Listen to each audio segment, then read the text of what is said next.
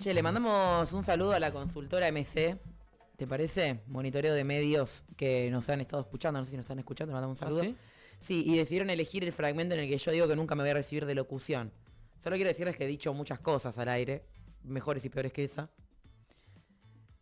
Sí. Y eligieron ese recorte. Me exponen, loco. Me exponen.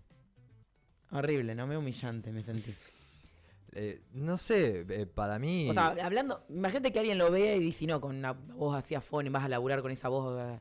Pero no tiene nada que ver eso de recibirte, o sea, te tienen que recibir por tus conocimientos. No, por... no, pero es locución, no. Igual también, No, no. conocimientos. Me parece que expusiste la mierda académica más que... Ya se más sabe. que vos. Ya se sabe. Se sabe, que se es sabe. mierda académica. ¿Sabes quién está del otro lado? ¿Quién está del otro lado? Te la voy a presentar porque vos nunca estuviste al aire con Clara, que ya No. está del otro lado en la comunicación telefónica. La querida Clara Razu, nuestra economista, nuestra columnista de economía, justamente en el año de Doblan las Campanas, docente, investigadora, que hoy le damos la bienvenida al aire de ATP. Buenos días, Clara, ¿cómo estás? Buenos días, buen 2024. Igualmente, bueno, como se puede, pero feliz año. Siempre es como se pueda. Acá, Aún más este año, ¿no? totalmente, acá te saluda Delfina y hoy está Jero acá en la conducción, no está Goyo, así que... Otro G. Otro G, Otro. que sabe mucho, así que Digamos. Bueno, te va a hacer preguntas, estoy segura.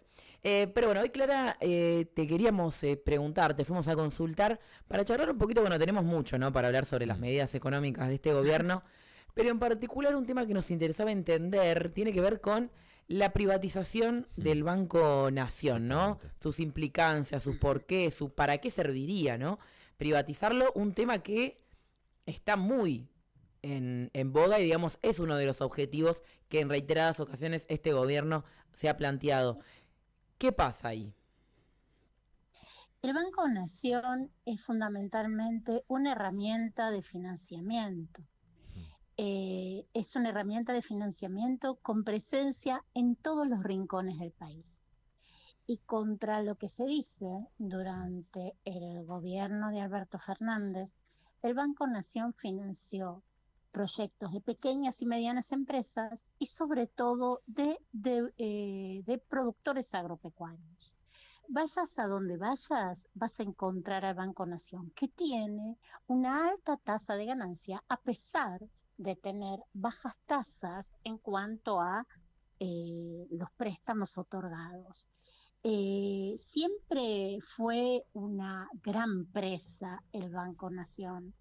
¿Por qué? Porque es una herramienta financiera. Obviamente que tanto el gobierno macrista como el de la coalición Milei-Macri quieren ese negocio, pues es un negocio financiero. O sea, estamos hablando del ministro de Economía, que es el máster de las finanzas truchas. Entonces, obviamente el Banco Nación es una herramienta, pero yo preguntaría, los productores agropecuarios que utilizaron el Banco Nación para endeudarse a bajas tasas, es más, le preguntaría a los ex Vicentín si están de acuerdo en que lo privatizan. Te cuento algo, Clara. Vos sabés que en la marcha del 24 de enero, que ahí estuvimos con Trinchera también, no solo siendo parte de la convocatoria, sino también cubriendo, hablamos no solo con Sergio Palazzo, sino en particular con una trabajadora del Banco Nación, que nos contaba que, con su chaleco, ¿no? de la bancaria, nos contaba que era la primera vez en su vida que movilizaba arriba de los 50 años, porque claramente nunca se había estado con tanta vocación de privatizarlo y planteaba justamente en su defensa del organismo, no solo la defensa por su trabajo, sino que decía justamente esto, ¿dónde están? ¿Por qué no aparecen ahora los productores que recibieron grandes créditos, muy beneficiosos para ellos y para su producción? ¿Por qué ahora no lo defienden? O sea, ¿qué van a hacer sin el Banco Nación, no? Porque si no pareciera que el cierre del Banco Nación es una medida contra los planeros, ¿no? Una medida contra los pobres o contra la casta. Y la realidad es que, por ejemplo, no solo repercute en muchos ámbitos de la economía argentina, sino en concreto, por ejemplo, en la producción. Exactamente, en la producción. Por eso destacaba el caso de Vicentín. ¿Mm? O sea, la deuda que Vicentín tiene con el Banco Nación, gestionada a partir de el expresidente Mauricio Macri. O sea, es impensable. Fíjense que el Banco Nación resistió la privatización desde la dictadura militar, o sea, siempre quisieron privatizar el Banco Nación. De hecho, hay muchos bancos provinciales que fueron privatizados. Y sin embargo, aún tenemos, bueno, una herramienta como la que es el Banco Provincia, que es impresionante. Y también el Banco Nación, que llega a cuanto rincón encuentres.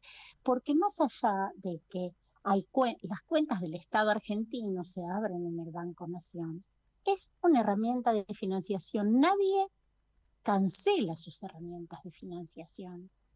¿Y para qué lo quieren? Obviamente para la timba.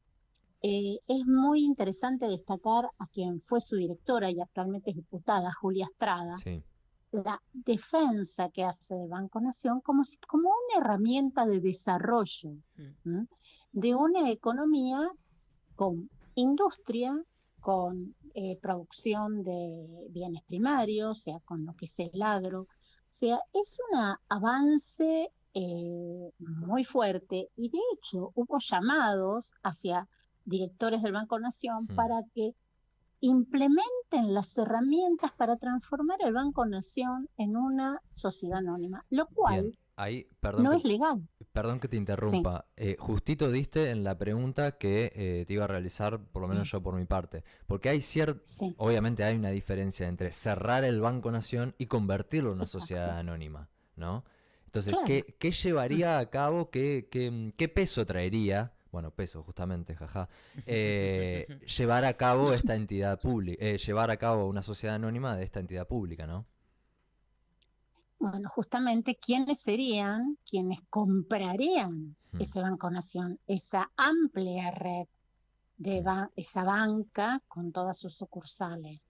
¿Y para qué? O sea, ¿quiénes están en condiciones de comprar el Banco Nación? Porque una sociedad anónima tiene accionistas. Sí. ¿A quién se le está cayendo la baba, no?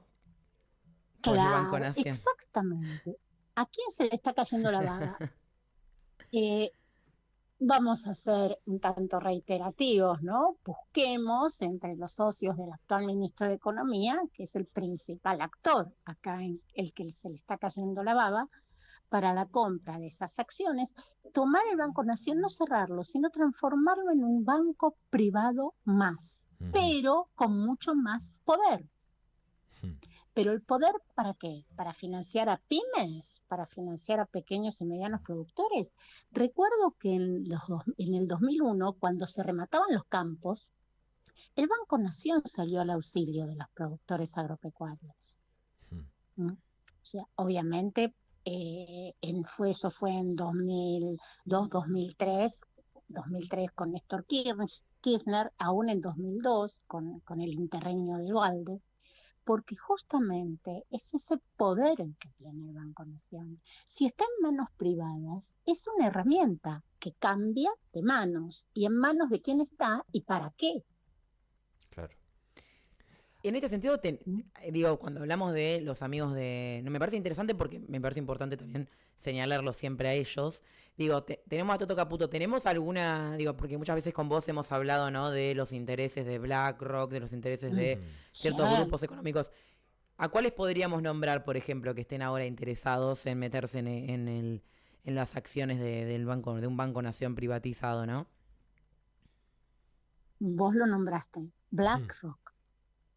Siempre el mismo. BlackRock, el poder quizás cambie en algunos casos de nombre, pero siempre está en manos de los mismos, que es justamente un poder hegemónico financiero, ya que todo lo que es la economía financiera creció por encima de la economía productiva desde hace mucho tiempo, y el negocio está en no ponerle límites, o sea, los fondos buitres, comprando el Banco Nación por poca guita, se hacen de una herramienta de financiación real. ¿Y en qué la van a transformar? En un instrumento financiero.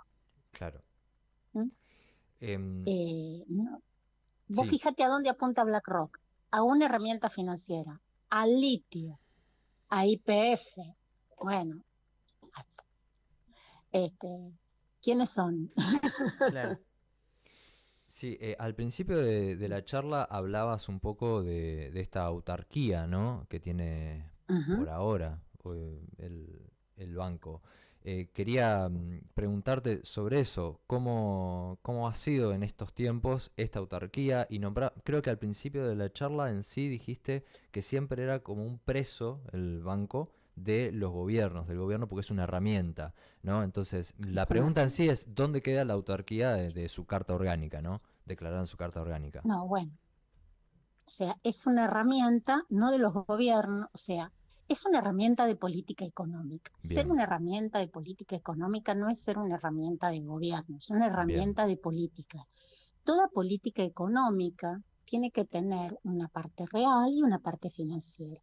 El Banco Nación es la herramienta financiera de esa política económica. Por bien. ejemplo, o sea, depósitos del Estado, la herramienta es el Banco Nación, o Ujú, sea, en las sí, cuentas del Estado. Pero no es que el gobierno lo maneja. El banco es una institución autárquica, como bien vos dijiste, pero sirve, o sea, es la política económica del gobierno cuando necesita establecer una herramienta financiera para financiar una política económica real, es el Banco Nación la que utiliza.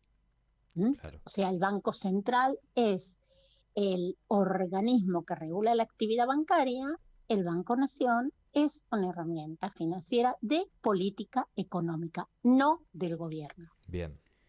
Clara, preguntarte, no sé si quieres comentar algo más sobre Banco Nación en particular, te quiero hacer Sí, una pregunta sobre otra cosa. a ver, O sea, igual en la misma línea, ¿no? No, sí, porque en estos días se va a conocer el número de la inflación, se va a conocer también si efectivamente va a haber o no un, un resultado positivo al acuerdo sobre el Consejo del Salario. Y preguntarte por la inflación, ¿sabes por qué? Porque no pudimos hablar todavía desde que conocimos los datos de la inflación de mm, Milei. Y yo tengo mis dudas al respecto de ese 25,5 del mes pasado. Muy, muy fuertes dudas. ¿Cómo la ves vos para este mes? mira, la inflación de Ciudad Autónoma que siempre toma como índice fue del 22. Alguien me puede decir, si es del 22, bajo la inflación, el plan de Milei es un éxito. ¿En qué se apoya el plan de Milei? Justamente en la licuación de ingresos. Las personas que se enfrentan a los precios aumentados compran menos. Entonces la lógica económica dice, si el consumo baja, por ejemplo, vos tenés un consumo de alimentos que bajó en un 37%, un consumo de farmacia que bajó en un 45%, entonces los precios deben bajar. ¿Con qué se estrella esa lógica? Con la economía concentrada, porque los precios siguen aumentando. Y por otro lado, si vos tenés recurrentes aumentos de la nafta, que genera un aumento primario, al aumentar los costos siguen aumentando los precios, y tenés este fenómeno que se llama estanflación. Claro. Tenés por un lado estancamiento económico e inflación. Cuando vos tenés estanflación, tenés recesión. El éxito del plan antiinflacionario, entre comillas, de Milei es la licuación de ingresos. Porque aún cuando se reúne el Consejo de Salario Mínimo y cuando se reanuden, si es que se reanudan, supongo que sí, paritarias, todos los aumentos que se van a pactar van a estar por debajo de la inflación. A la inflación no le ganás, o sea, hay Mm, algo que tenemos que tener en cuenta. Los ingresos no le van a ganar a la inflación. El tema es estar más cerca de empardarla. Claro. ¿Mm? mm, Para eso necesitas recuperación de ingresos. Eh, y eso es justamente lo que este gobierno va a pisar, mm, ¿m? Porque ellos necesitan una licuación de ingresos. Vos me decís, ¿para qué?